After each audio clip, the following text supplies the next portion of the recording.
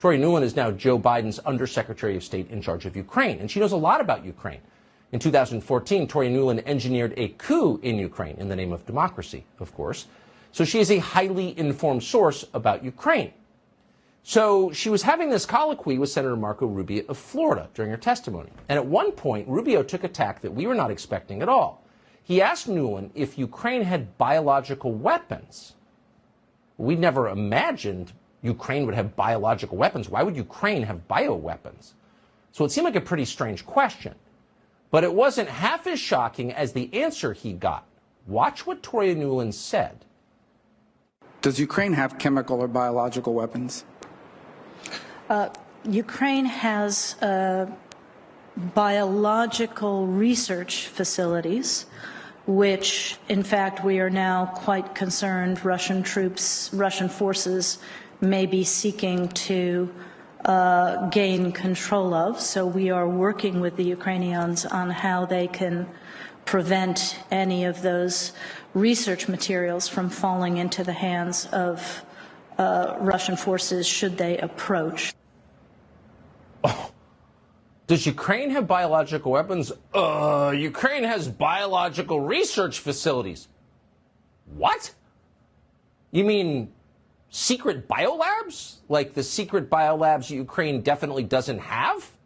Ukraine has those? Yes, it does.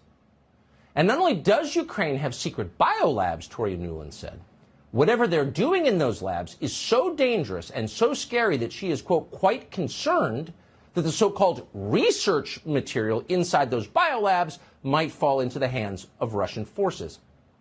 Try not to use profanity on the air to describe our reaction. Our jaws drop. Let's leave it there. Under oath in an open committee hearing, Tori Nuland just confirmed that the Russian disinformation they've been telling us for days is a lie and a conspiracy theory and crazy and immoral to believe is in fact totally and completely true. Whoa. You don't hear things like that every day in Washington. Talk about a showstopper. And a dozen questions instantly jump to mind. What exactly are they doing in these secret Ukrainian biolabs? Ukraine is the poorest country in Europe. It's hardly a hotbed of biomedical research. We're assuming these weren't pharmaceutical labs, probably not developing new leukemia drugs. From your answer, Tori Nuland, we would assume, because you all but said it, that there's a military application to this research, that they were working on bioweapons. Again, your answer suggests that. Those are Soviet-era biolabs that the U.S. has been engaged since 2005 in trying to help Ukraine convert the research facilities safely. In Uzbekistan, for instance, the United States eliminated nearly 12 tons of weaponized anthrax from an island in the Aral Sea in 2001. Here's a statement from the Pentagon.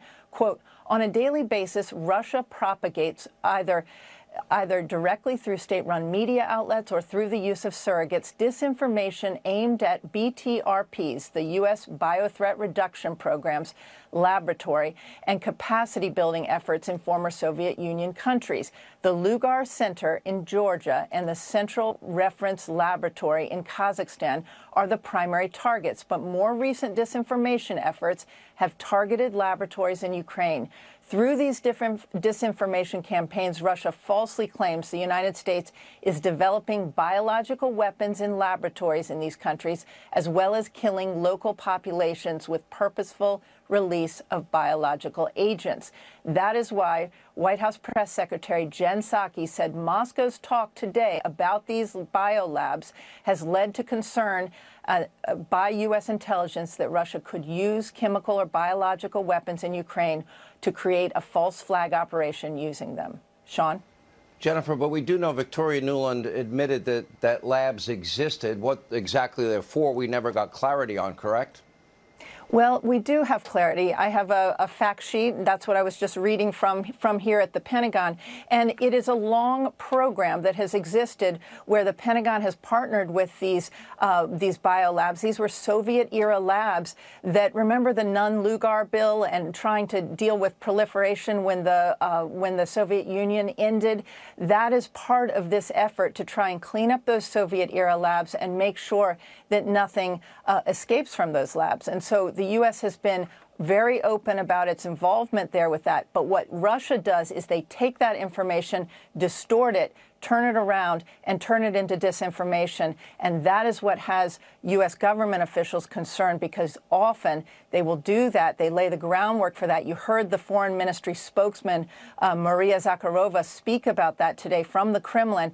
And then what the Pentagon is concerned about is that that may be a pretext for a false flag operation.